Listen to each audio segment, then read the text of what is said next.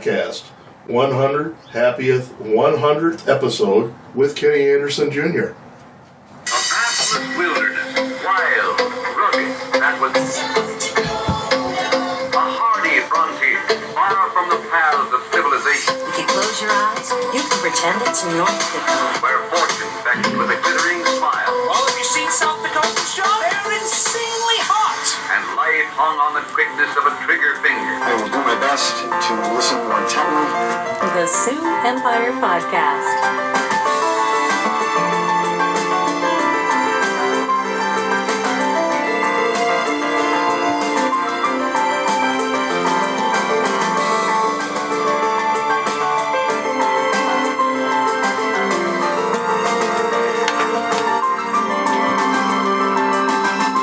Well, hello, everyone, and welcome to the Sioux Empire Podcast. I am your host, Robert Mailing. This is the Sioux Empire Podcast, the quirky but harmless podcast that's all about Sioux Empire news, comedy, music, and culture. Once again, I am your host, Robert Mailing, and joining me, as always, is tail gunner Seth Glover. You know you're sleep deprived when you're too tired to grind your teeth. What's up, everybody? I'm on a new sleep schedule. Bringing the energy is Kenny Anderson Jr. What's up, Kenny? Well, just getting out there in front of people, listening, and then having discussions on the future election coming up in April 10th, and listening to people's ideals, concerns about the growth of our city and different issues that are happening within our city with this growth. Nice. Very cool. And we don't know what happened to Natasha. She entered some kind of mystery realm, she said, and something about mystery realm, or else I wasn't sure if she was, flying fighter jets today. Maybe. Yeah, I couldn't remember if she had the Blue Angels thing today or if it was the Mystery Zone thing today. So maybe the Mystery Zone. I'm not sure. So not sure. Natasha Estes is in parts unknown. Let's put it that way. Couldn't make it. But it's all good. She's outgrowing us. She's too cool for school. Gallivanting around, doing stuff and things. So let's jump into our first headline. Kenny, when I called you this morning, desperately looking for a guest host, you mentioned some breaking news about it's the firefighters will be allowed to. Why don't you explain it? I don't have any show notes in front of me. So okay. Well, it was an Argus Leader article that came out. Joe Snevy wrote the article and was talking about some changes in our EMS services in our city. And those changes aren't going to happen immediately. I believe it's going to take about a year because they're going to have to rewrite the contract with the ambulance service. But our EMS service, our firemen, are all trained either EMS or paramedic level. And unfortunately, because of contracts and regulations, they were not able to use those skills in maybe a life-threatening situation. They would have to wait for the ambulance to get there. So is that a liability thing, or is that just a thing in the contract with the paramedics? I would say it was something within the contract with the paramedics. So fairly arbitrary. Service. Yes. So we have a committee that's called REMSA, and they oversee the EMS services here in Sioux Falls. And they've done that since about, I believe, 92 or 3. Overall, I can agree with a lot of the things these doctors and that are on the committee do. But they're also a policy-setting group. And when I was elected to the city council, one of the things I disagreed with is that if they're going to set policy, that policy needs to come to the city council and be approved. And I sort of lost that fight. But since we have this new ambulance service and some of the reported issues that were happening with the ambulance service not being able to get the calls or not having an ambulance because of the number of calls, I believe that this issue was re-looked at. And with our new fire chief, and he was in charge of the EMS side of the fire employees, I think that this was pushed to a point where they had to look at new ways of doing this. And I believe this is an extremely positive change in our EMS service.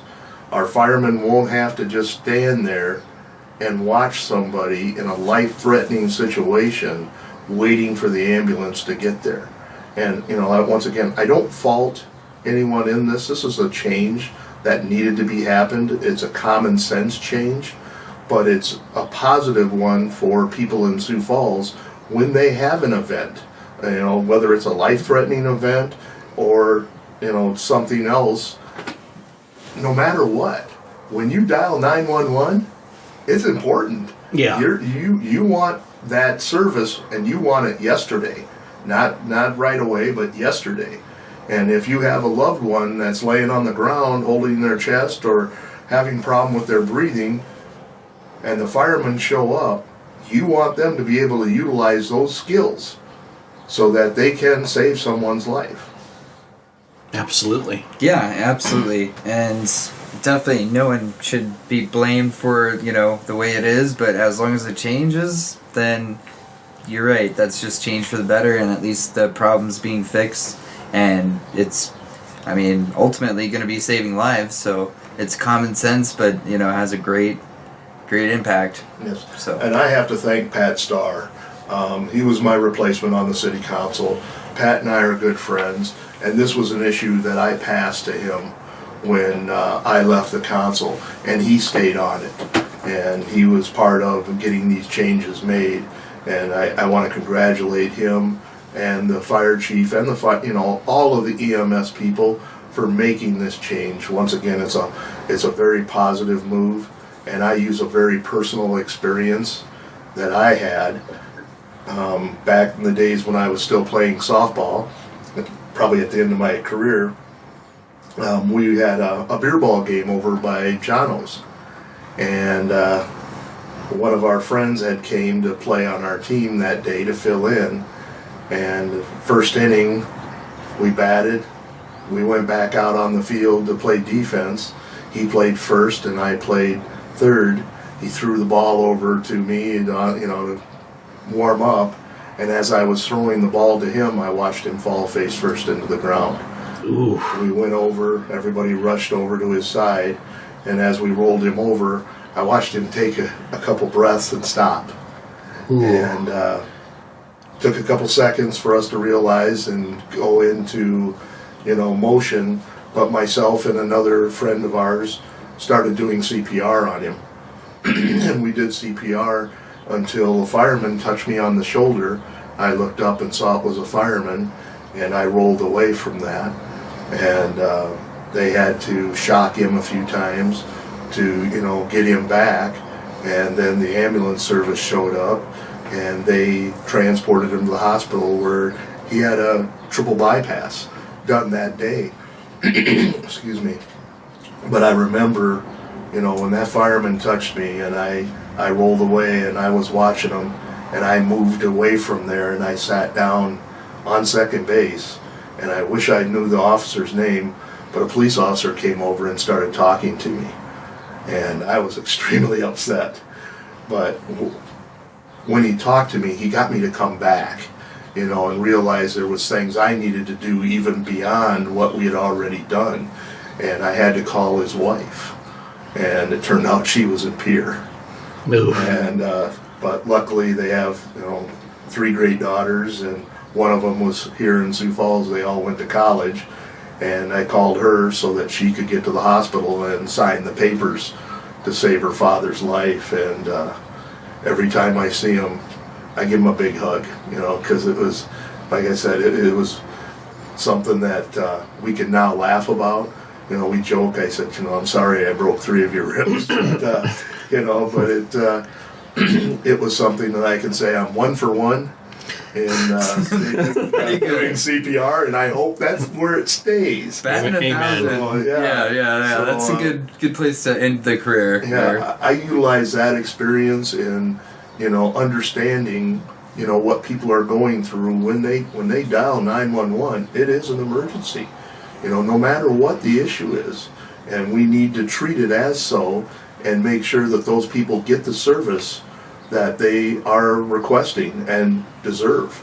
And not, like I said, this is a great move, and I'm going to say thank you to those who made these decisions to move this forward. I've heard it's going to take about a year, but no matter what, they're moving forward, and it's a good thing for Sioux Falls. Yeah, it absolutely sounds like a good policy to have. Yeah, and just from that story, that's a great example of why it's a good thing to be CPR certified. It's pretty easy to get.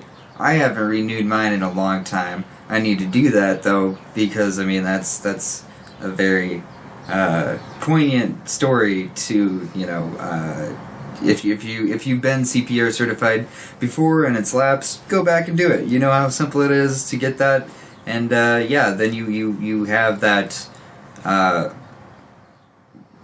kind of empowerment, because if you don't have that and you try and give somebody CPR, you might get in trouble, or at least the way I understand it. I'm not, you know, but it's a good thing to have, and it's a good thing to know. And if you haven't done it in a long time, it's changed. Yes. Yeah, so yeah. That's my 2 cents on that, but yeah. Yeah, I'm with you. It was required when I worked for the YMCA of the Twin Cities. So I had to do CPR, oxygen, AED, all the like certifications and trainings like that, and those are all like really valuable skills that I'm glad I know like how to use, because I've been in all sorts of places where I've seen the AED and I'm just like, you know, it's a good thing that I know at least one person here that will know what to do with it and how to use it right and not shock themselves or someone else while they're doing it. Yeah, that is comforting. That is reassuring. That's a great addition to all of our areas that have those, our community centers, our sporting areas, you know, any public areas, you know, most of the businesses have them also. So, you know, it is a life-saving measure when needed, and it's good things to have there. Absolutely. So, getting into a little less life and death here, but let's talk about our first headline here, The Sound of Silence at Icon. So, for those of you that have been following online, so Icon Lounge is a live music venue in downtown. They've been there for years. I don't recall off the top of my head how long they've been there, but they've been there a while.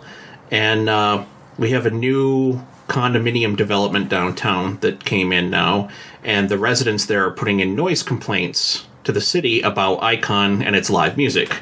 Well, it's a live music venue. However, the city rezoned the area as residential, so now Icon is I don't know how that doesn't work, that they're grandfathered in, but basically they had the zoning changed around them so that now they're in violation.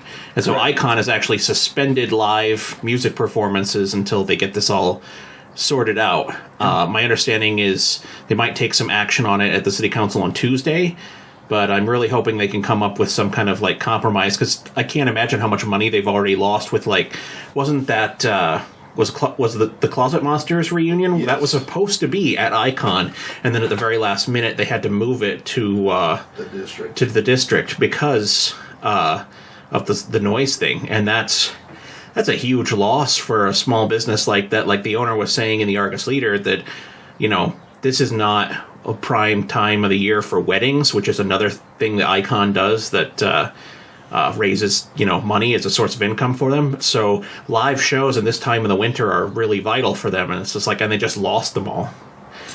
Yeah, and by in violation, basically the whole rezoning to a kind of residential area changed the maximum decibels that you can reach, and it changed it by like 10, and that's a big change. And it's not the first time that the city's messed with a business due to noise complaints and basically what the business is next to, and sort of siding with that. We'll see what happens with the Icon, but I'm referencing the Vault when it was on Carolyn Avenue. Yep. And that place would get noise complaints all the time. I've been hearing that cited by people online, that they're citing that one, that eventually drove them under, is my understanding. Yeah. They couldn't continue, putting on shows and doing the things that brought in the most income. The Icon, I think they said it was 25,000 or something like that they Jeez. were kind of foregoing, but and they also said that the Icon is really trying to fix this or find a solution. My understanding is they've Soundproofing. invested a lot of money in more soundproofing and enhancements to like their roof and stuff like that. All the Well, the end the of the roof sound. is the problem now. Is that they soundproofed the walls, like the side that the residential parts were on. Yeah. But then they said that it was just the noise was coming through the roof. So then they had to add. Last I heard, like yesterday, was that they're looking at doing some stuff on the roof there, even to do more noise You're damping. right. Yeah, you're right. Because they had to add pillars and they had to. Yeah, that's crazy, man. Yeah. But they are really working with the city to appease the people. So I mean that's something.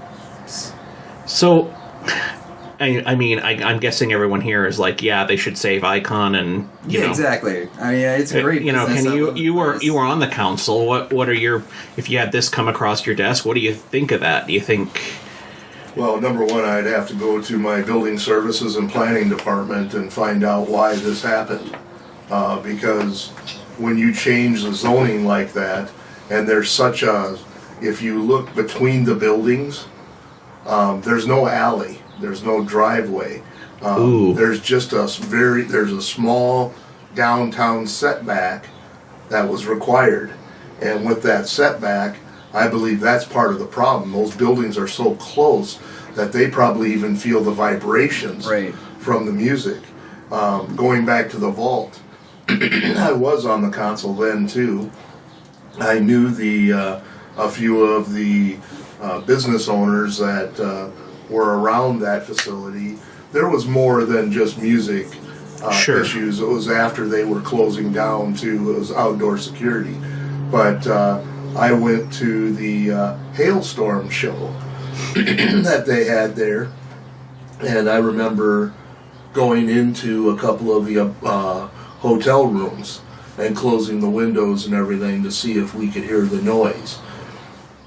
So I would say that there needs to be a real hard look at this, and then we need to look at our rules and our zonings, how our zonings impact neighbor properties.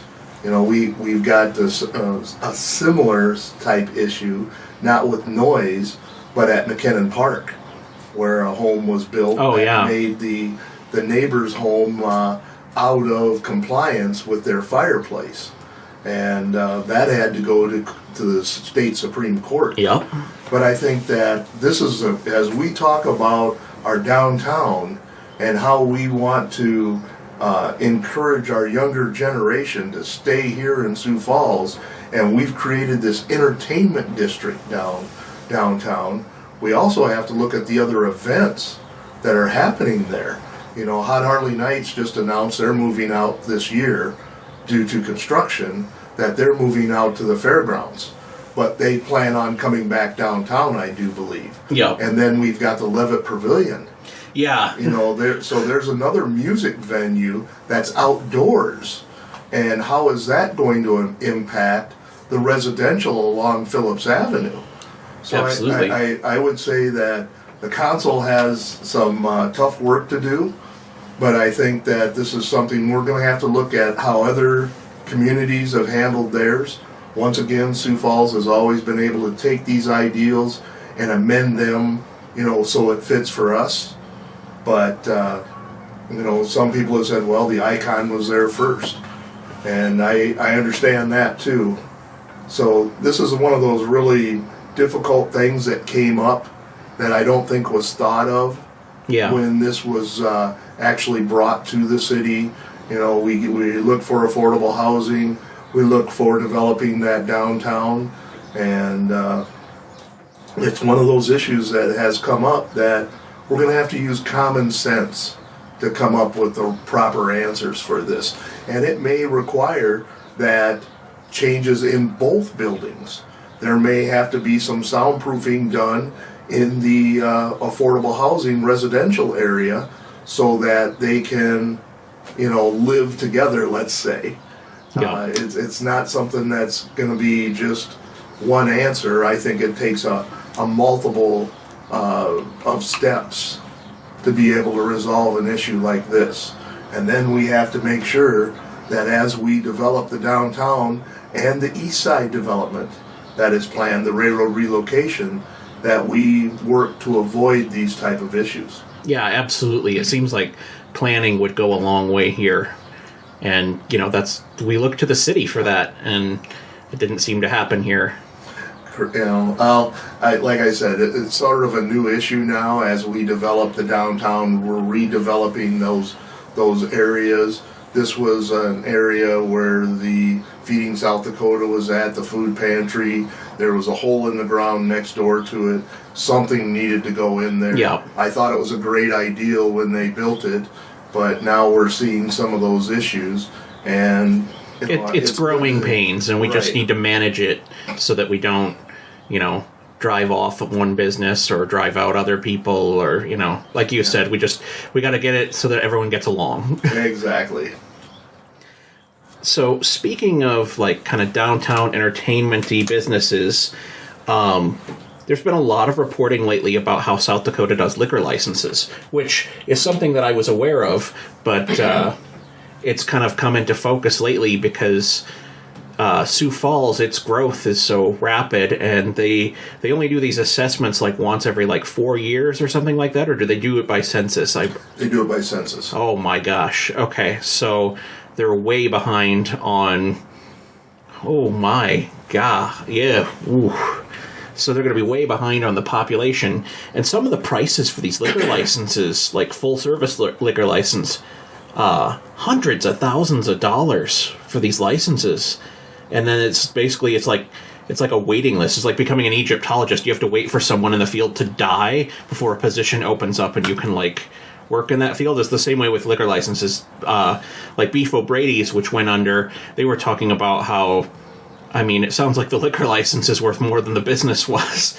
And it's so they have to tie it into whoever opens a new business there also gets that liquor license because it's, worth an astronomical amount of money.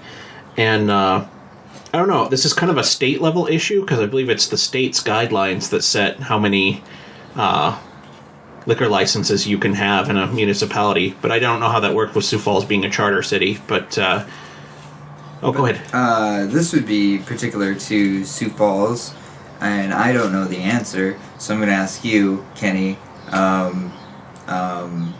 if a business got too many noise violations, could the city revoke their liquor license or not renew it? Well, here's the things that we found out, especially with the expansion of video lottery here in the city, because we ran into problems with video lottery. But the state controls the liquor licenses. It's on their side, and they have a very tight grip on that. So we have to work with the state. Point to Rob. He was correct.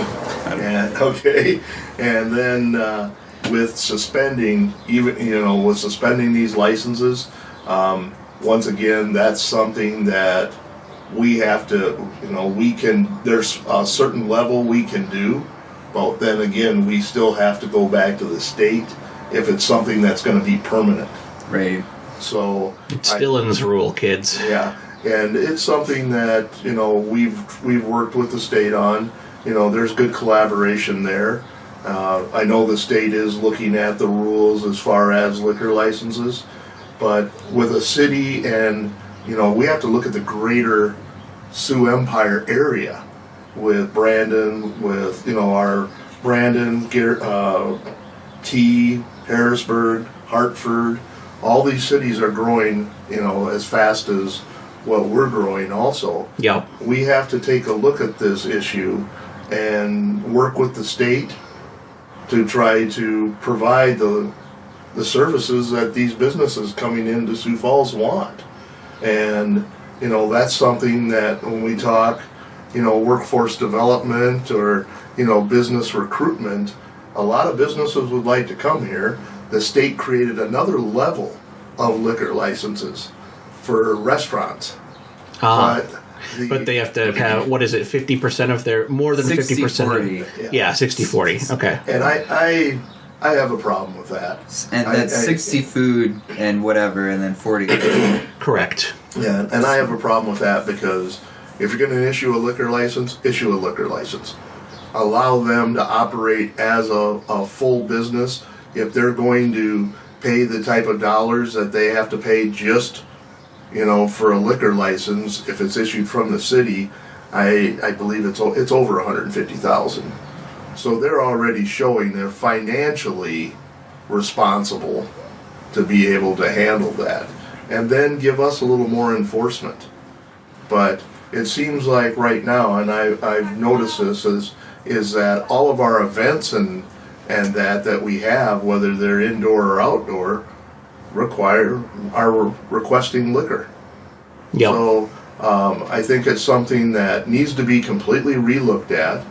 I think that the resolution is going to be, if a business comes in and they have the financials and they show that they have the proper security plans approved by law enforcement and they want a liquor license, and we want them to operate in South Dakota, we need to provide those for them. Sure. I mean, it makes sense if there's demand and all their ducks are in a row. It seems very arbitrary to be like, nope, we have a set limit based on a formula from umpteen years ago that can only look at the census. Yeah, if you want people to stay, just like we had guys with that wanted to start up a brewery, hometown brewery, Sioux Falls here, don't need to go to Colorado to get your craft beer or wherever. You can make it here. Well, I mean, that's constricting local, potential local entrepreneurs. I mean, that's you're just creating you're just restricting them with that, So yeah, I would, it's another kind of common sense thing that if you want, isn't it that you want? Well, in that case, I've sort of watched this. I have friends in the beer business, we'll say, and their argument is that if we're going to allow craft beer to be able to sell off of their property, that we're creating two different levels. One for craft beer and then one for regular beer sales. And you have, two major distributors here in Sioux Falls that would probably disagree with you. That would probably want to say that this should go through a distributor if they want to sell their craft beers, that they should do that through a distributor just like the regular beer sales are set up to do. And, that one I've struggled with because the craft beer people are in smaller capacities. But I know that, the state legislature is looking very hard at that and they want to move forward with it. And, the craft beer people want to move forward with it. And then there's some other businesses that could grow out of this also. I've seen one in Minneapolis where they're actually delivering alcohol products directly to your door. And that's, yes, thank you. That's one that needs to really be looked at because of, licensing and making sure that they're selling to the right people and underage issues.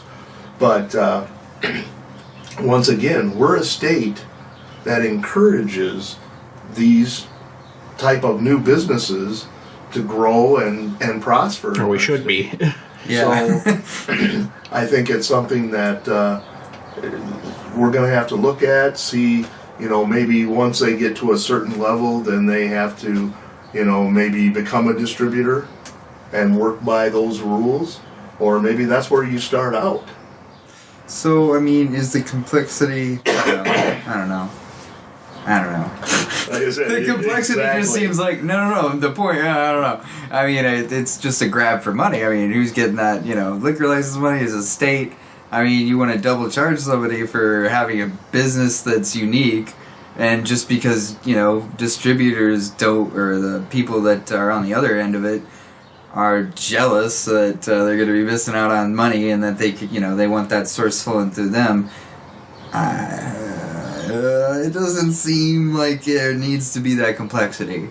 It's I'm maybe too simple of a guy. It's going to be.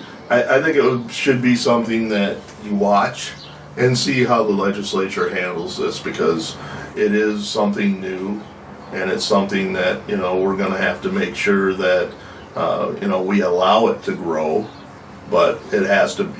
I'd like to see, if possible, some type of level playing field, so that both can grow and prosper together. If not together or separately, however, but I've had some conversations with some of the beer distributors and that people representing them, and that's their only concern. They don't want to stop them, but they want to make sure that we're all operating under the same rules.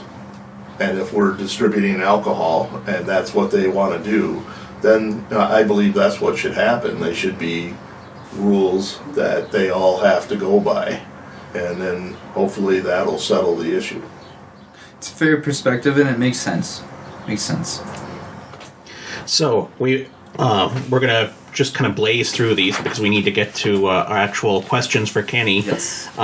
But just also pointing out that in this last week here, we've had announcements about Metallica.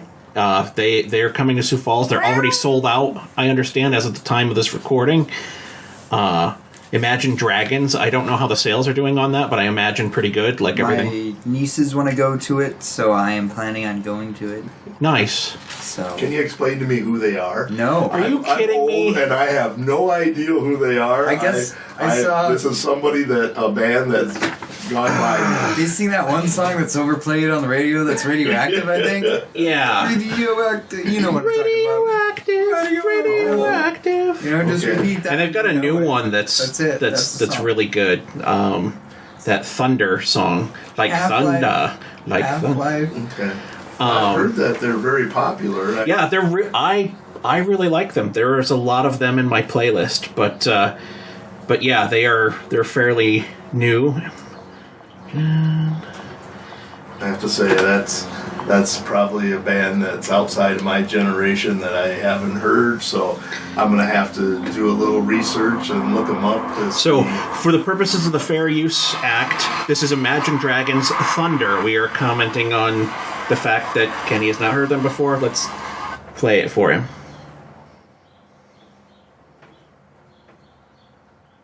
I'm bad at this. No, not what I wanted. Live radio is great, everyone. Except this is pre-recorded. It's not live, though, but you're going to hear all of this.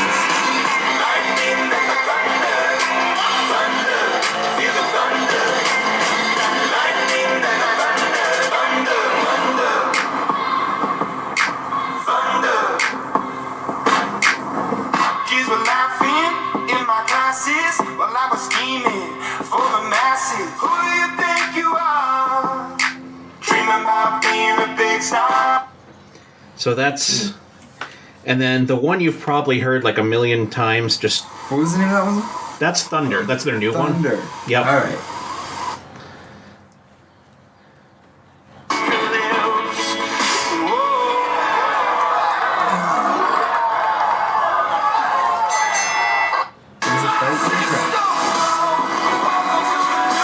This one's been in a lot of movie trailers and stuff like that. Okay. Well, they're from, I will say, the promoters that we have here in Sioux Falls, if it's okay to mention, Pepper, and then the Denny management team, Terry Torgerson, Chris Simino, have done an amazing job. They're killing it. Open the Denny. They've got a facility. They understand what we have there. Like 2 years in a row, we've been on the list of like the best venues in all of North America and the world for concerts. And now, the discussion has started on how do we keep that facility competitive. And, you know, when we built the arena, the mistake we made with the arena is we thought when we built it, everything would just happen around it. Yep. Well, we understand now that that doesn't just happen. Yep. And that, you know, we have to take a really solid look, and I hope that the next administration, which I hope to be leading, and the council will take that undertaking and do a very firm study, not just of the Denny or the convention center or the arena, but that whole complex, and come up with a comprehensive future plan to make sure that that building stays competitive. And we built it at 12,000, but we can expand it to 15. The convention center also can be expanded. The arena, I'm going to tell you, through the committee, when they were looking at building the Denny, that committee studying the arena found the arena is one of the most structurally sound buildings in Sioux Falls. Yep.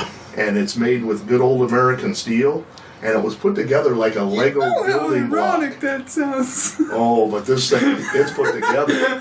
So I mentioned, of course, the siding thing. Well, and so I just. Hey, he's talking about the arena, though, not the Convention beer center. right. Oh, So okay. we'll get to that here in a second. Though. So what we're looking at is what do we do and how do we make that convention center and the arena work with the Denny, because the people in the convention and visitor industry will tell you continuous floor space is what we need to be able to bring in the larger events like Pheasant Fest. Yep. We were the smallest community that's ever hosted Pheasant Fest, and we had the third largest turnout Nice. ever. So we've shown them we can do this, but we also have to show them that we understand their needs and that we want to be able to meet those needs. So, you know, taking a look at the arena, you know, I'll say I've been out to Rapid City and seen their convention center. There's multiple levels. The arena could be designed for multiple levels. You open it up to the west side to the convention center so that you have that continuous floor space on the main level. Yep. You may have to look at advancing and expanding the convention center.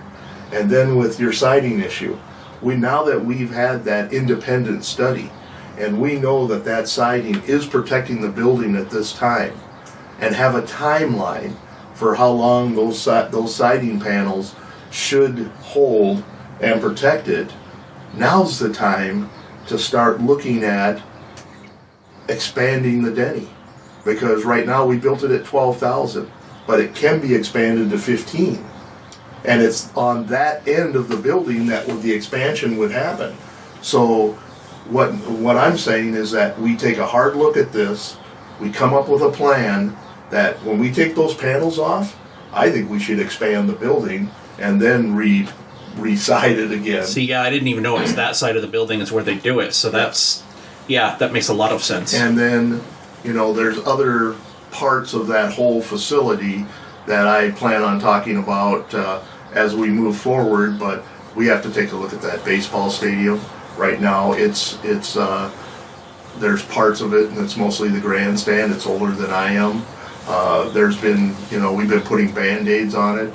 At one time, a few years ago, a part of the walkway for the VIP boxes up on top actually separated and fell all the way to the ground. We had to fix that. So there's some concerns I have with the baseball stadium, the operations there. You know, what positive contribution is that stadium making with Augustana and Sioux Falls College, or excuse me, University of Sioux Falls and University of Augustana. They have their own stadium, so they're not playing there. Our Teener League and our Legion teams don't play there. They play out at Harmadon Park. So it's just the Canaries at this point? it is pretty much just the Canaries and then whatever activities. And, you know, taking a hard look at that contract that's getting ready to run out would be definitely something that needs to be done. And deciding what we're going to do with that. You know, if we're going to do anything, if we're going to put money into that, if we're going to remove it and then expand the Denny T. Sanford facility by adding another hotel and flat parking space, which, to be honest with you, is needed out there. Yeah. Both. We need more rooms attached to that facility so that we can compete with Omaha, with Kansas City, Yeah. with St. Louis, Minneapolis, and Chicago. That's the level we're at now. So those are going to be hard decisions, but I just feel that the city is in place to make that planning happen and be proactive about it.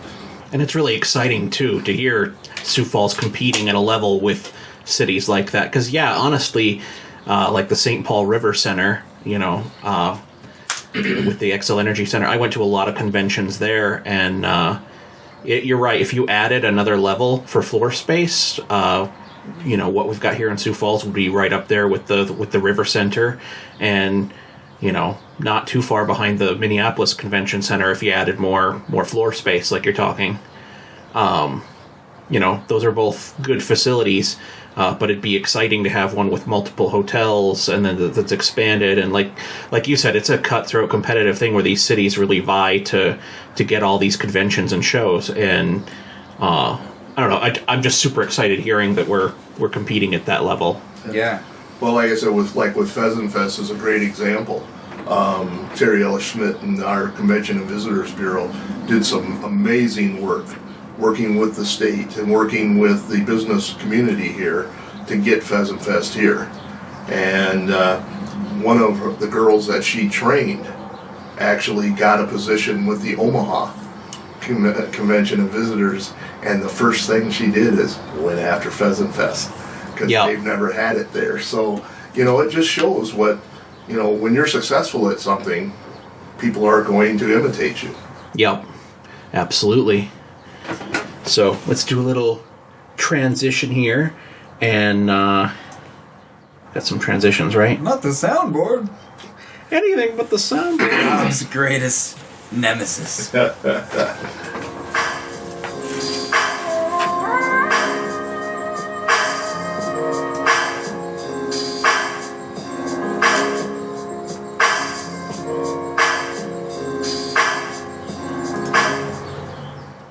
I figured you'd have some dragon music on there, you know. Keep us going here.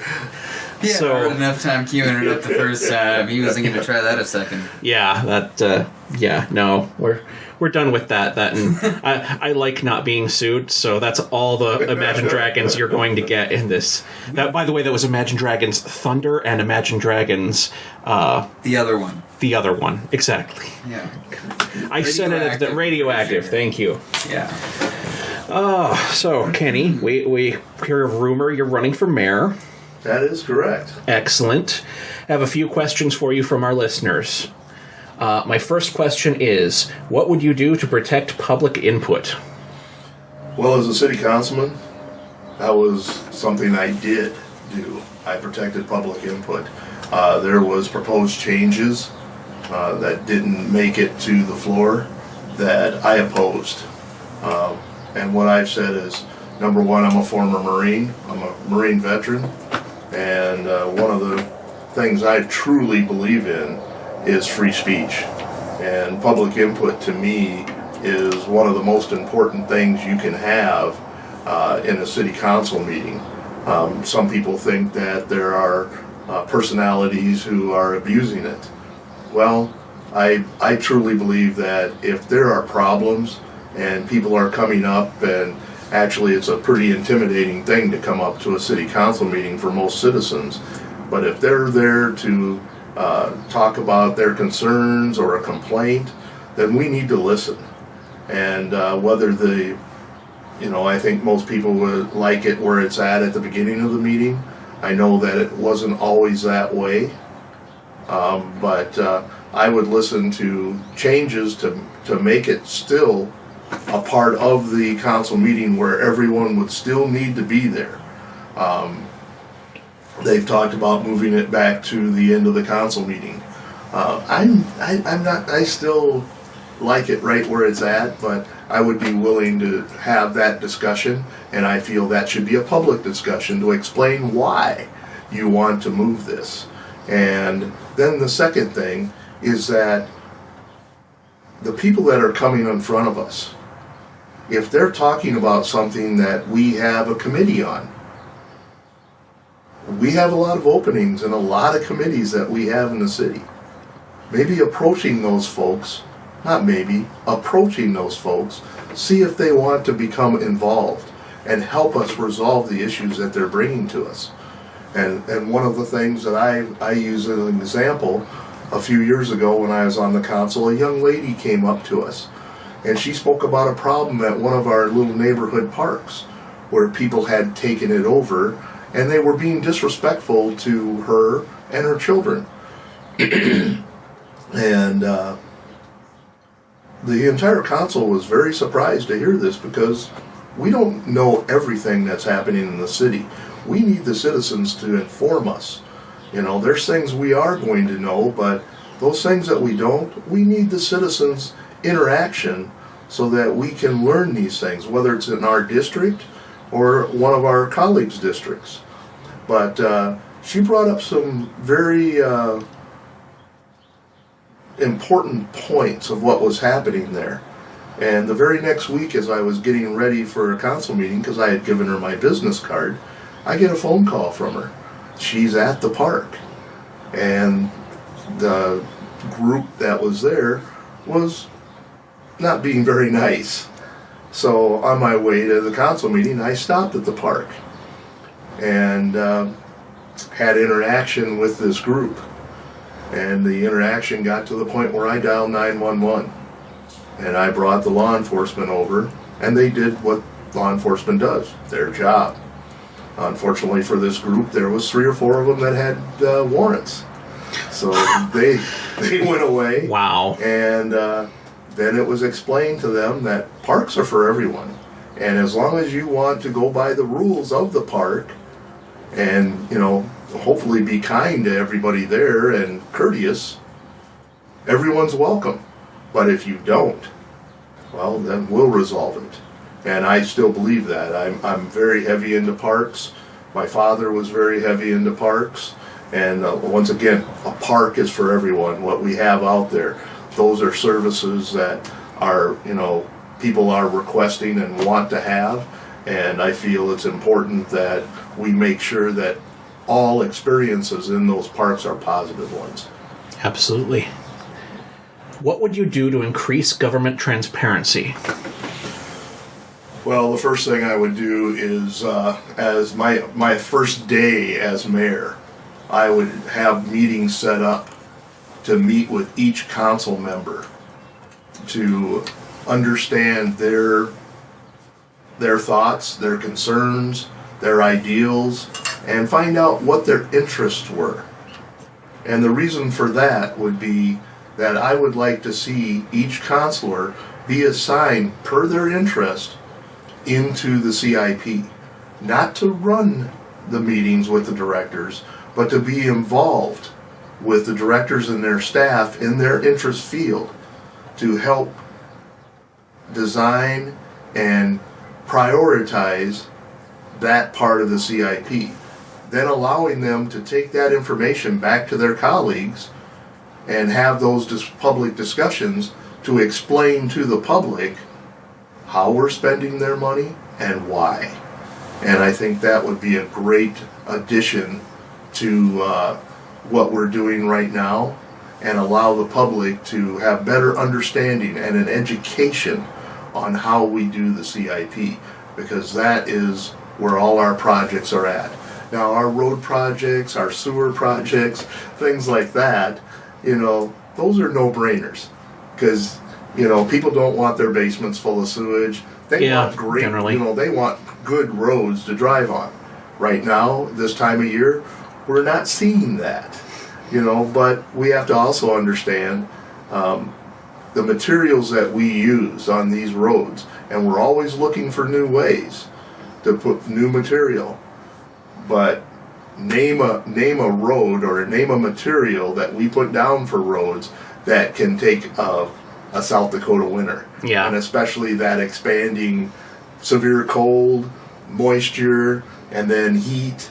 You know, it's something that like I said, we're always looking for new ways, but number one, our priority has to be taking care of those existing roads, because it doesn't matter if you're building new roads if the existing roads aren't good enough to travel to get to those new roads. So I think that would be one of the things that I would do, and I think that would allow more transparency, once again, on how we're spending money and why. What's CIP stand for? Capital Improvement Program. Okay. Or plan, however you want to use it. And that is where we do all of our spending on roadways, parks, buildings and everything like that. And then the other side is an operational budget. That's your salaries and your benefits and that for city employees. Okay. Is where most of that spending is done. Cool. What are your goals if elected? Well, I've been very fortunate over the last 2 years to be part of a group that is working with the Justice Department, the FBI, state and local law enforcement. And we've been discussing some of the issues that are happening in this growing community. Due to the fact that we have 2 major interstate arteries running by us, we become a corridor for illegal trafficking, whether it be drugs, human trafficking, or whatever. It's happening.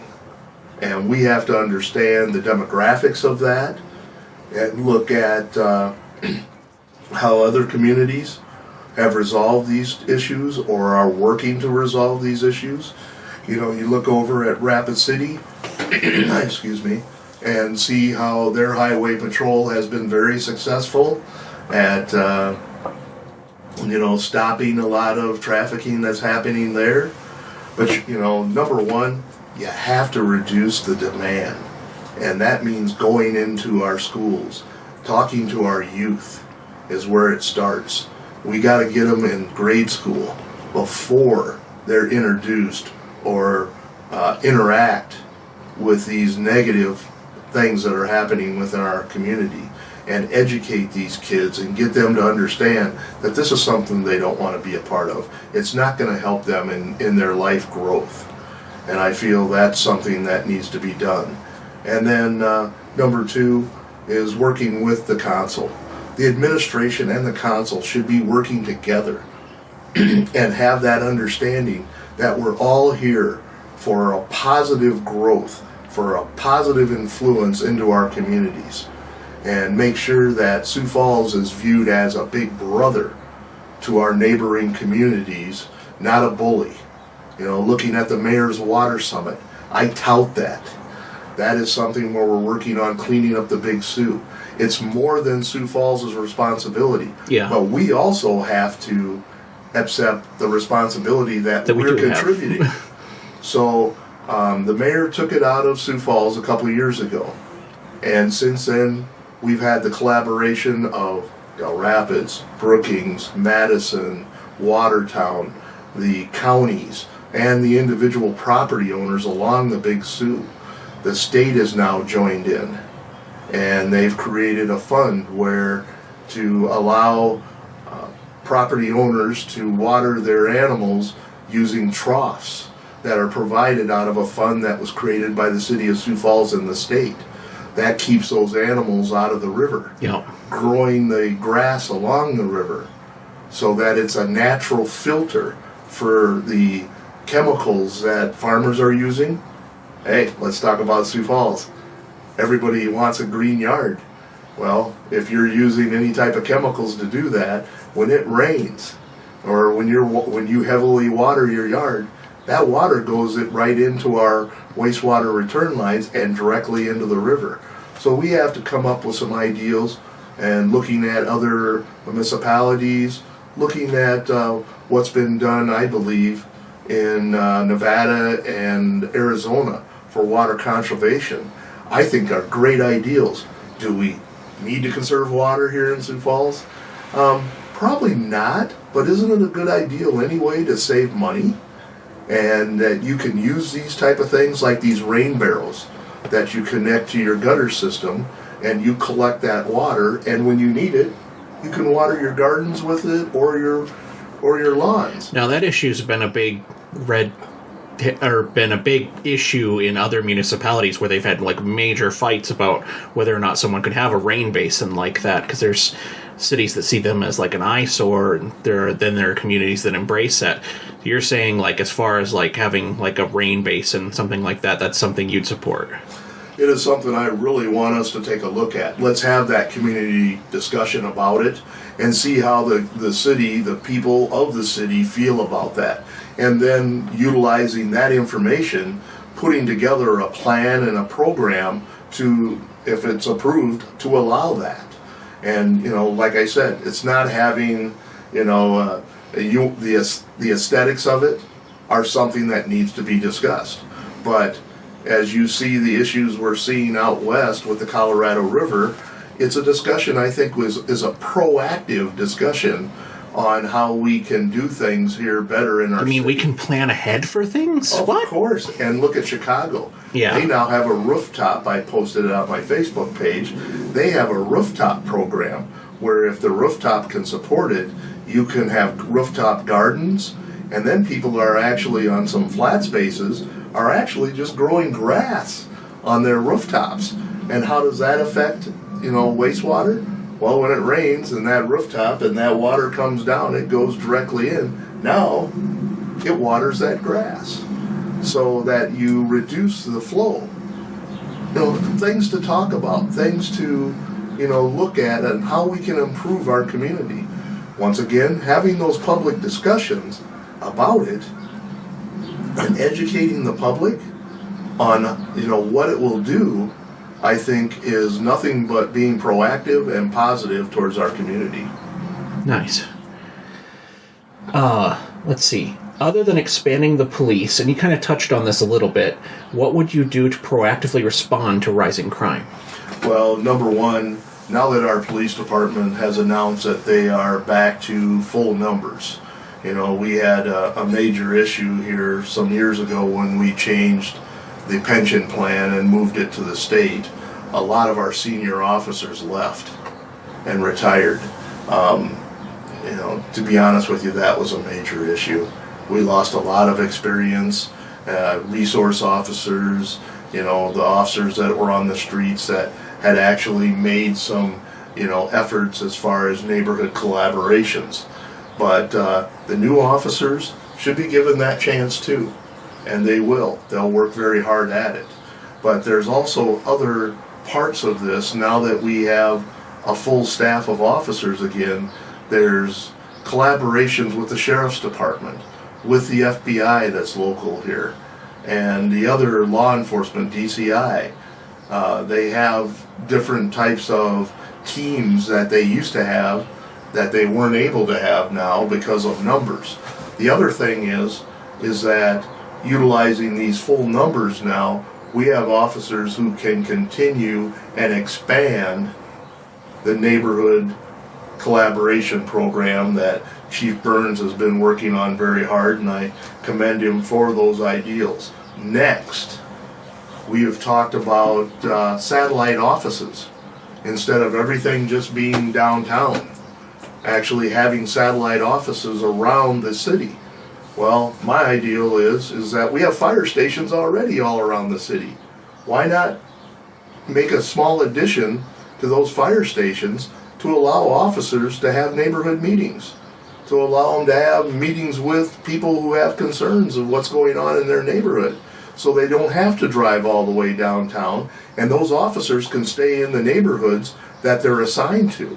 I feel those are all types of things that we can work on and get done at very little cost, compared to our budget, and get done so that we're more active in our communities and our neighborhoods and interacting with those neighbors and the citizens in those neighborhoods.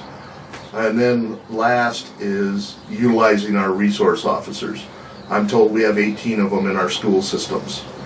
And I don't mean just the public school systems, we Sure. also utilize in the private. And I'm all for that. I think we need to look at it and see if there's different ways we can expand that. It doesn't always have to be a law enforcement officer that goes into these schools and creates these relationships with our youth of all ethnic origins. We have a very mixed bag now of ethnic origins in our schools. We need to respond to that.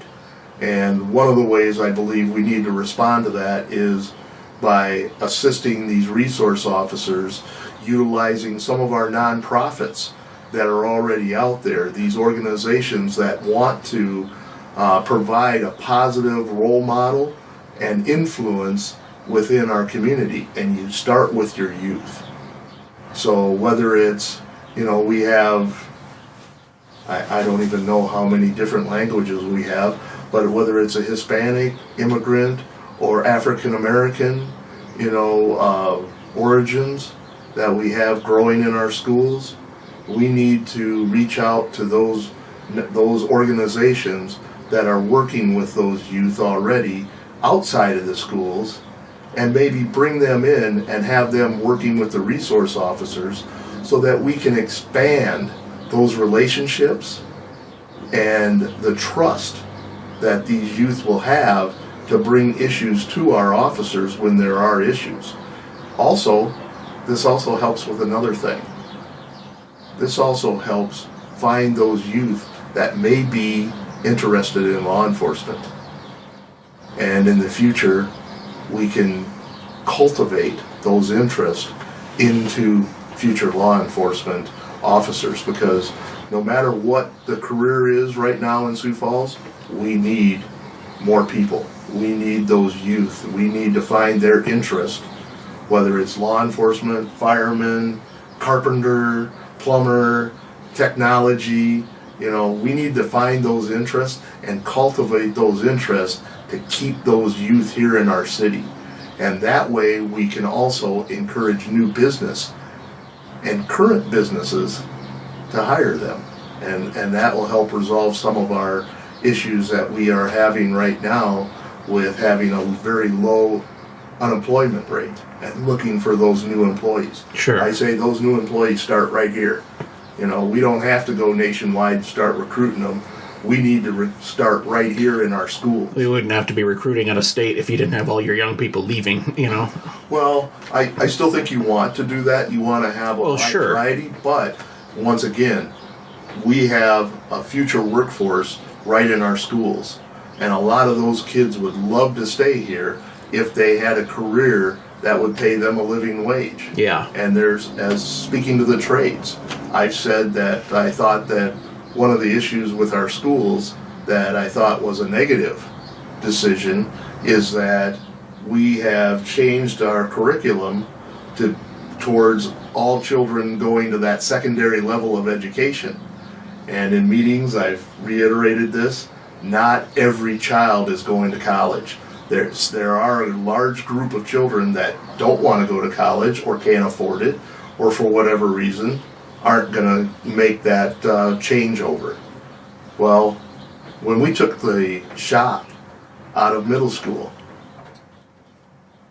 we took that introduction away to those children on jobs that could pay a living wage. Once again, your carpentry, your plumbing, your electrical. Those are things that right now, if you go to those trades and you go and speak to any business owner that's in that business, they will tell you they need people and they need them now. Yep. And they'll take people without any experience and train them themselves. And you take a look at our tech school. Our tech school, as soon as those kids get through the first year, they're being recruited to just come out of the tech school and start working. Your first couple years, you're going to make about $50,000. Yeah. But after that, once you're fully trained, it almost doubles. So Well, yeah, and great careers. Compared to the common, like what you see, the $10, $11 an hour jobs in Sioux Falls, it's like $50,000 is pretty darn good starting right out of school, you know? Yeah, I work in the banking industry, and to be honest with you, it pays okay. It's $15 an hour. But, you know, looking at some of my coworkers, young people who, you know, if they're single and living in apartments here, they have to have a roommate. You know, and if they're a family, if you're living in an apartment, and nothing against multiple housing. Yeah. Multiple housing is needed in this community. But if you want to own a home and you're in a 3-bedroom apartment, you're probably paying enough to afford a home. Oh, yeah. Yeah. Easily. Yeah, so our housing education, and that was another thing that I'm very, very interested in and have been working in, is very important here. I'm a part of Sioux Empire Housing Partnerships Board of Directors, and that Board of Directors is very influential in housing education in our community right now. They go out and they work with, anyone who wants to have that dream of home ownership, and I believe that's an important part of it.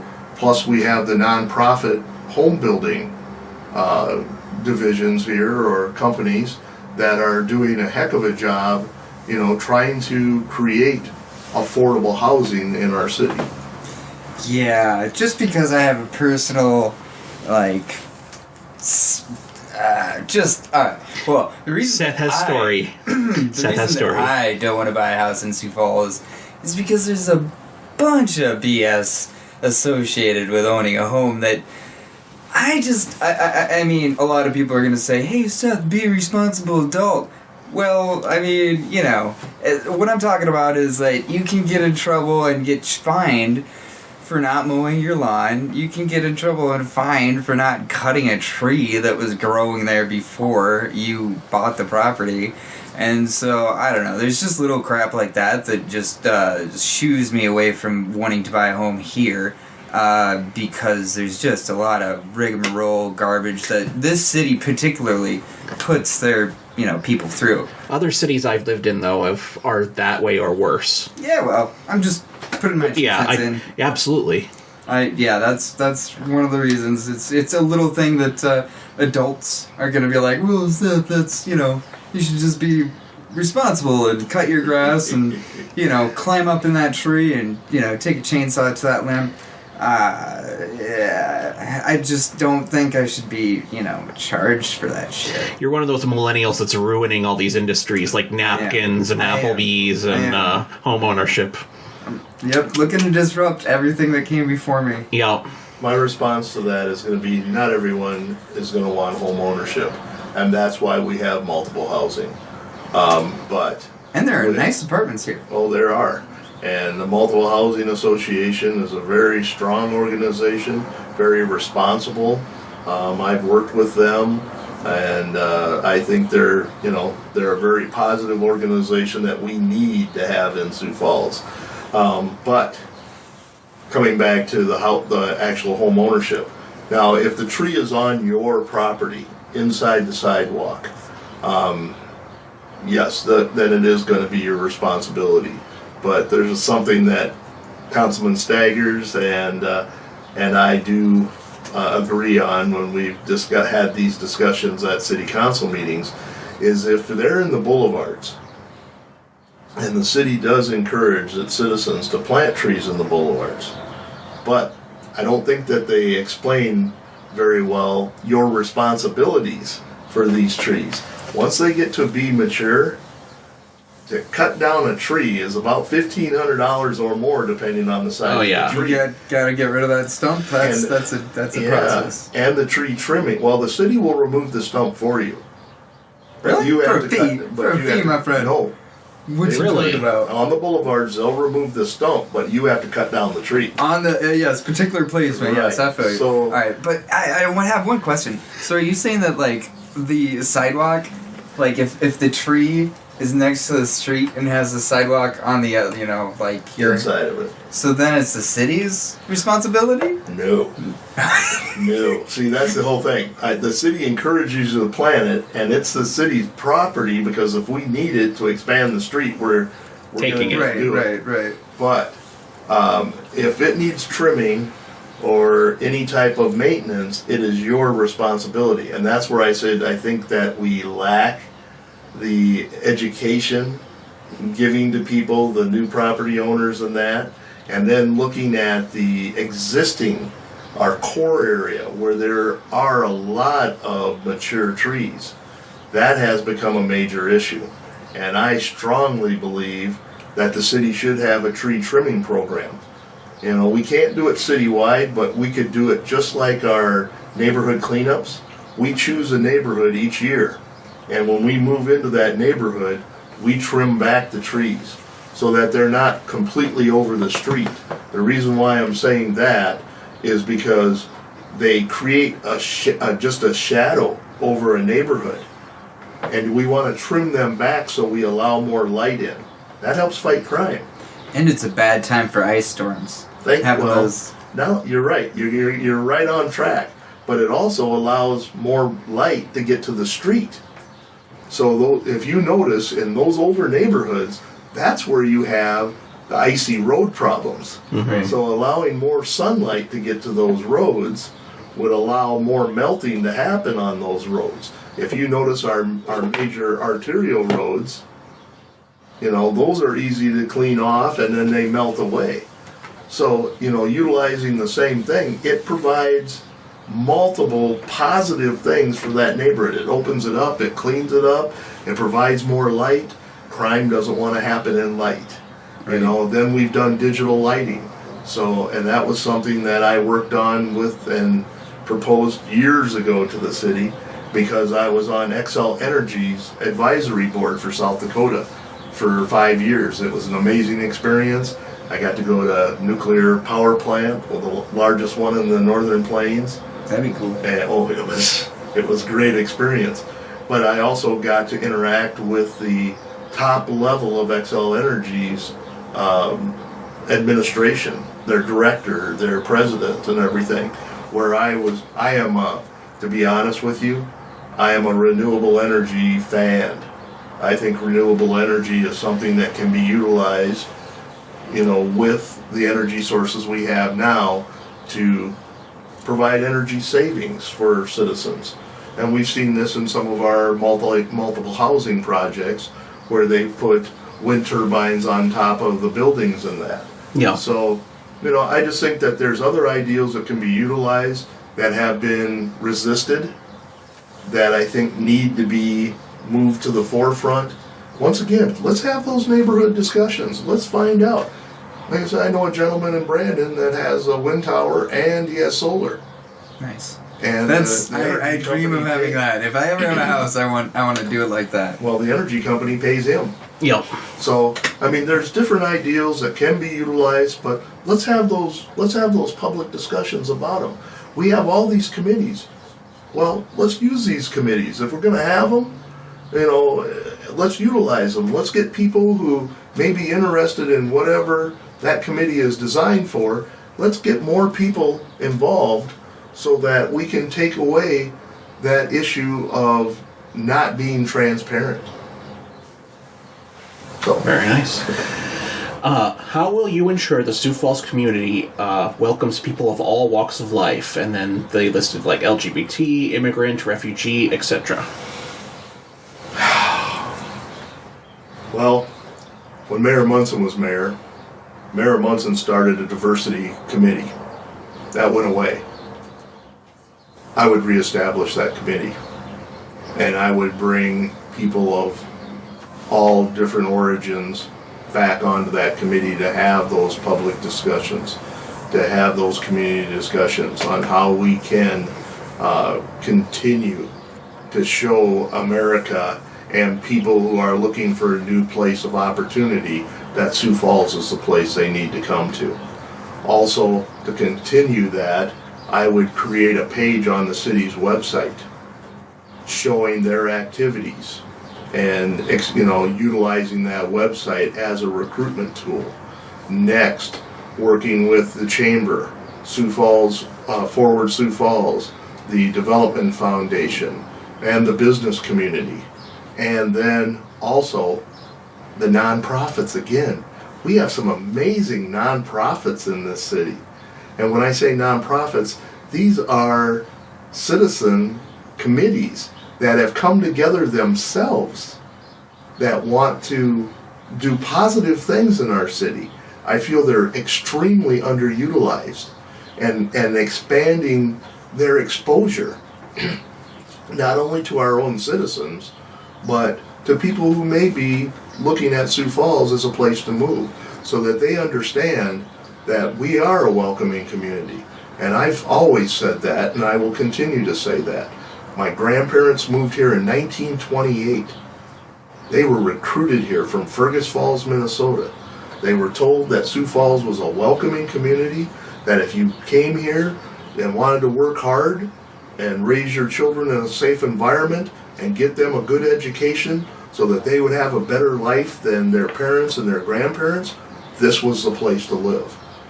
I still believe that's true.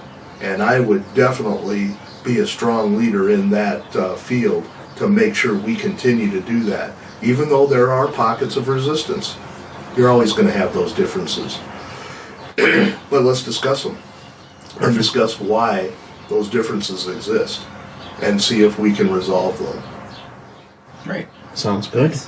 How would you work to get more living wage jobs in Sioux Falls? Well, once again, to do that, you have to take some chances. We saw a business make a national announcement that they were looking for a second location. I thought and did portray those thoughts to people in the right positions, that I thought Sioux Falls should put a letter of interest in. Not because we were going to get it. Not that we were qualified under their rules of what they were looking for. Right. But by putting that letter of interest in, you know that there was other businesses watching that procedure. Yep. And by putting that letter of interest in, I feel that those businesses would have gone, Sioux Falls, South Dakota, why are they in there? Okay, now let's take a look and see what's going on there. Oh, we've got a couple development areas that are wide open for businesses. Maybe my business fits in there. And then, wow, nationally, they have the best business climate in the country for new businesses to come in and start, and for existing businesses to move in and grow and prosper. Yeah, we're very competitive on that. Extremely. So I think that our chamber, our development foundation, Forward Sioux Falls, our state development, economic development, our city economic development can work together, maybe better than what they're doing now, to not only go after those businesses that, are the no-brainers to go after, but also to take those chances. Because what happens if they say no? Is it going to cost us? Is it going to be a detriment to our community? No. No, it isn't. So take those chances. Aim high. And who knows who we could bring in here?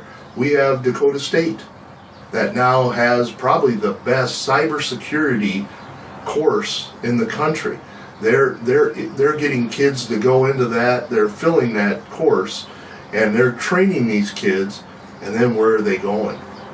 Are they staying in South Dakota, or are they leaving the state? We've got the School of Mines. I use that as an example also. A friend of mine's son went there. This kid, through public school, never brought home homework. But he was that kind of mind. He went to the School of Mines. His first quarter, he struggled a little bit. And then he strapped it down, and he was on the dean's list the rest of the time he was there. Chemical engineering. Did he have a position, although he really would have loved to stay in South Dakota? Did he really have an opportunity to do that? No. He had to cross the border into Iowa. Yeah. And he has a great job in Iowa now and everything, and I don't begrudge him for having to leave. No, and you don't. It's just, but why couldn't we have a job for him here? Exactly. Why are we not recruiting those type of businesses? And the city that he lives in isn't a big city. He lives in a very smaller community, and I look at that and say, maybe those are some of the businesses we should recruit. When Governor Janklow was alive, Governor Janklow went into Minnesota and he took some businesses from there, causing a little border war. But he took those chances. Yep. And those are things that we have to continue to do if we want to grow and prosper. And if you take a look at the wage scales here, and I was given a graph showing the different levels of wages. Let's say 35,000 and below, the bar graph was at a very high level. At 90,000 and above, the bar graph was at a very high level. In between there was almost dead. There was hardly, and I don't think there was any that even showed 10%. And that to me shows that we have a donut hole. Yep. And we have to correct that issue, because that means we have a healthy economy, but it could be much better. And those are the middle income, to upper middle income wages that we need to have here. So that's something that I would very much be working with those organizations to go out and do those type of things. I even seen, what was it? It was another company that was in North Carolina that wanted to leave North Carolina due to some law changes there. Sure. And I had said, there's tech jobs right there, let's go after them. We didn't. Why? That's what I want to know. When I talk to these organizations whose responsibility is to go out there and recruit those new businesses here, why? If there's an opportunity, take it. Let's get on it. Let's jump on it. And if they say no, that's fine. Let's move to the next one. Nice. You're driving down a dark road on a stormy night. You're groggy, vision is getting a little blurry, and as you round the corner, you see a squirrel in the middle of the road playing a tiny magic glass flute. Do you swerve and take the ditch to miss the squirrel, or do you hit the squirrel? Wow, that wasn't on your list of questions. It was, actually. Was it? I didn't see that. Well, I love animals. I guess I'm a little concerned about what the squirrel was playing, because that might mean that I'm a little impaired. But I can say I don't drink anymore, so I wouldn't be impaired. I think what I would probably do is I would avert the squirrel, but not go in the ditch. So, maybe straddle the squirrel? I've trained in emergency driving, so I think that I could. Number one, if you're traveling at the right speed, you should be able to make the correct decisions. To not. So you're saying you could dodge it completely and still not go in the ditch because you've got confidence in your control. Okay. Yes, I do. Very good. Final question: why specifically should we vote for you over any other candidate running? Well, I'm going to say number one, take a look at the 8 years I was on the city council. Take a look at the issues we took up and see how I voted. I'll stand on my voting record. I care about people, I care about this community, and I feel that Sioux Falls has a potential to be a great city. When you take a look at the issues that myself and my colleagues running for mayor are discussing and talking about the priorities of Sioux Falls, and then look at us and see which one of us are involved in those issues, I think it'll reduce the number very quickly. And you'll see that a lot of these issues that we're talking about, I was very active in those issues as a city councilman. And after I left the city council, I found ways to stay involved in those issues. I feel that I would hit the ground running because of my knowledge of those issues and how I feel that we can make these changes to make our city better. As far as anything else with that, I think that we're all pretty equal, but we have different presentations. I'm not the greatest public speaker in the world, but I think when people take a look at my history and career as what I want to say is I'm a public servant, not a politician. I don't want this for a lifelong career. I've served 8 years on the city council. I would love to serve 8 years as the mayor of Sioux Falls, bring our city to new heights and resolve some issues that we see here. And then after that, I'm going to step aside. I want to see younger generations, new people get involved here. When I ran as a city councilman, I ran so that I could encourage people of all levels of income, ethnicity, just all people to take a look at doing public service and making their communities better. And I think that you don't have to be a big business owner to run this city. The rules are in place. People say that they want the city to be run as a business. Those rules are already there, once again. And, those are things that the directors do, and then you oversee those directors. But when the administration and their employees, the employees of the city, interact with the city, this is a service. We provide a service for our citizens and for the business community. And we need to give both the respect that they deserve as our employee, as our owners. They are our board of directors. And when they come with an issue, we need to treat them with respect and give them the customer service that they demand and should get. So I just feel as mayor of Sioux Falls, I will be able to move these ideals ahead and once again move our city into the future and also avoid issues that we've seen in other bigger communities and growing communities had. I think that I've educated myself and saw those by going to those communities, and I feel that I'm probably the best suited to serve the public.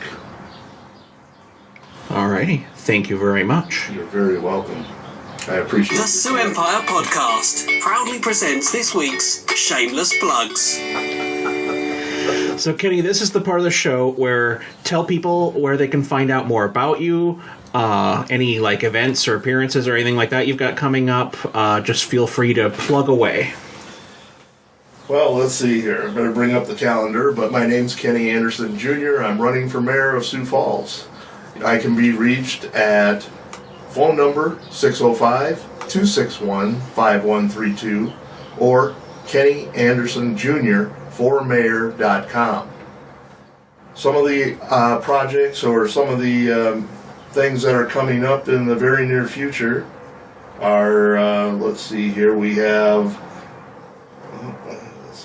on Wednesday, March 7th, Million Cups Mayoral Forum at 9 a.m. at the Orpheum Theater, where all the mayoral candidates will be speaking on the ideals that they have and the reasons why they should be mayor. After that, on the 8th of March, we have the Sioux Falls Mayoral Candidate Forum at the Holiday Inn Center. That starts at 11 a.m. Then, this next weekend, I'm going to say that there's nothing scheduled right now. I hope there isn't, because I've decided that I'm going to take that weekend off. My family lives in Minneapolis. A few weeks ago, I had a new great-nephew born. Aww. And I haven't met him yet. And it's very important for me to do that. Sure. He's 8.5 pounds, 22 inches long. His name's Landon. And I can't wait to meet him. And he is my 8th great-nephew. And I have 13 great-nephews and nieces. My mother is still alive and lives up in the cities, all 4 of my sisters, all of my family. So there's some things that I want to do. I want to take that break, and then I'm going to come back and be very, very active after that. Also, we have on March 12th at 2 p.m., I will be speaking myself at Dow Rummel Senior Center. On Tuesday, March 13th, I will be at the Royal Fork at 11:30. You can join us for the Saratoga Club. Okay. I'll be speaking in front of that organization. Okay. Keeping you busy, isn't it? Oh, yes. And then there is a Call to Freedom meeting at noon at the Ministry Center, 225 East 11th Street. This is an amazing building. It's the old Stewart's building. And some of our local churches have purchased that building and use it for their outsource activities that they do in the community. Later that evening, I'll be doing something that's more fun. I'm part of a committee that is working on the Pomp Room reunion. You said I could say anything. Oh, so, yeah. The Pomp Room reunion will be April 22nd, the weekend after the Pomp Room has been inducted into the South Dakota Rock and Roll Hall of Fame. On Friday, March 16th, I'm doing an interview with a media source from my home, actually. And then on the 17th, we have the St. Patrick's Day Parade. I plan on being a part of that so that it's a fun thing. At one time, I was the person that helped paint the shamrocks. And that's always a fun time, and hopefully the weather's good, because that's a parade where tens of thousands of people show up downtown for that parade, and it's just so much fun. And then on March 21st, the Lions and the Rotary are having a mayoral forum at the Downtown Holiday Inn at 11:30. That one is, I believe, for members. Then on March 22nd, we have the Core Neighborhoods Mayoral Forum at the Downtown Library, starting at 7 o'clock. That is open to the public. Then, let's see, after that, let's see, there's, let me, my phone here, if I can understand it. On Tuesday, March 27th, the Oakview Neighborhood Association is having a mayoral forum, I believe at the Oakville Library, View Library, at 7 p.m. And then we move into April, where there will be several other forums, with one at the Pavilion. That will be the last forum. I believe that will be televised, so that all our citizens can see the visions of the 6 people that are running for mayor. I'm proud of our city, because I can remember 4 years ago, Mayor Huther and I having to get up in front of the media and ask for people to run for city council positions. And to see the responses that we're getting this year for all of the positions. There's only one uncontested. Yep.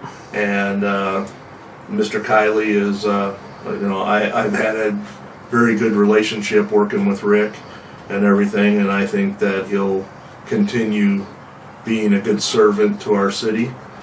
And then all the rest of them are contested, so there's always going to be that great conversation on how our city's going to grow, the vision that these people have for our city. And then the citizens on April 10th get to make their decision, get to tell us what they think. And no matter who you vote for, and I hope it's Kenny Anderson Jr., but no matter who you vote for, please come out and vote. We need to hear from our citizens. These elections, when we have a low voter turnout, does not speak well of our community. It speaks that they're either not interested or they just think their vote doesn't count. But in a local election, every vote counts. So please vote April 10th. Thank you. Thank you. Seth. Bob, what do you have for a shameless plug this week? What do I have for a shameless plug? That was, yep. Mm-hmm. Okay. Mm-hmm. I'll look it up here while you're hiding behind your microphone there. Right. Okay. I'll wait. I'm going to give a shout out to the Hack Sioux Falls event. I don't have any of the details in front of me, but someone just literally texted me and asked me to do that on the podcast because they saw I was recording. So, William B., you know who you are. This is a shout out for Hack Sioux Falls. Please Google Hack Sioux Falls. I will put a link to it in the show notes. That's my shameless plug. Yeah. Well, shameless plug, because Seth's thought about this. What do I want it to be? The sun. No. I haven't seen it for a while. It's peeking out now. That mysterious glowy thing in the sky. I'd like to shamelessly plug my predictions. They're all wrong. I told you that the snow would be gone by the time you heard the other podcast. It was accumulating. It was snowing that day. It was accumulating while you were downloading that. So I lied there. I'd like to shamelessly plug Seth's predictions. It's accurate 60% of the time, every time, to steal someone's joke. Very nice. Yeah. All right, well... And Kenny, thank you for being here. Yes, thank you for coming, and... Do I have enough time to say one more thing? Yes. Yeah, absolutely. Yesterday, I believe, the legislature approved the Veterans Cemetery Yep. here in Sioux Falls, and I want to thank them as a veteran for supporting that. It's something that I think is greatly needed, and I hope that our veterans groups are definitely rallying behind this to raise money for the maintenance of those. But I have offered to recontact with a group that I worked with during our national tournament, men's and women's national slow pitch tournament we had here a couple years ago. I brought in a group called the Wounded Warrior Amputee Softball Team. And the ideal is to set a new date, hopefully next year, with this group to bring them back to Sioux Falls. They would play a group of first responders and veterans at the baseball stadium as a benefit for the cemetery, with all proceeds going to that. So I hope to be able to work more with the Veterans Council and be able to make an announcement here in the future. That's something outside of me running for mayor. This is something that I think is very important and would not only be a fun event, but something that would show our support of veterans, and I know this community backs that up. It's more than just vocal. Awesome. Well, thank you everyone for listening. Remember, you can always find us at thesioux.com. Be sure to check us out there. Thank our sponsors. And be sure to check out our Patreon if you enjoy what we do and want to support the work that we're doing to bring you local news. That's a great way to help us out. Thank you, everyone, and we'll see you next week. Have a great week, everyone.